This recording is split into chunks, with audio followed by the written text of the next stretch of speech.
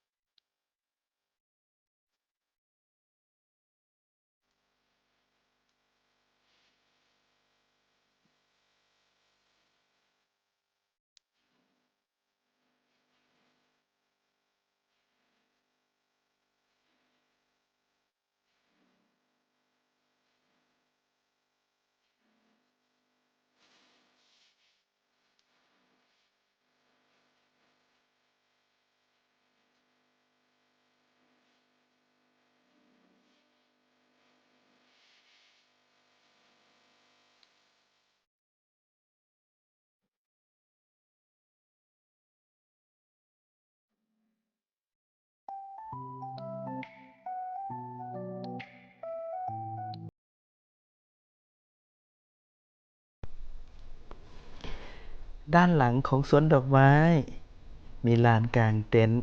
และก็เวทีคอนเสิร์ตหมุนเวียนทั้งปีอย่าลืมติดตามหน้าเพจนะครับ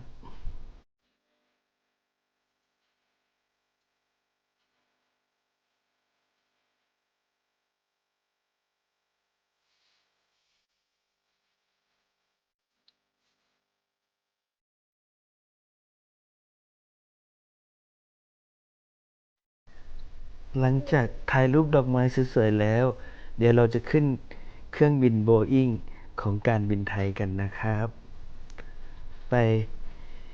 ดื่มเครื่องดื่มเย็นๆเบเกอรี่แล้วก็ไอศครีมอร่อยๆบัตรค่าเข้าชมสามารถเป็นส่วนลด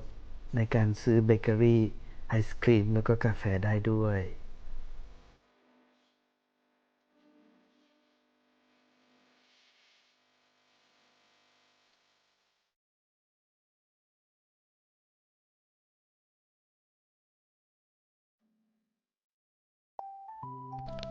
ขอบคุณสำหรับการติดตามชม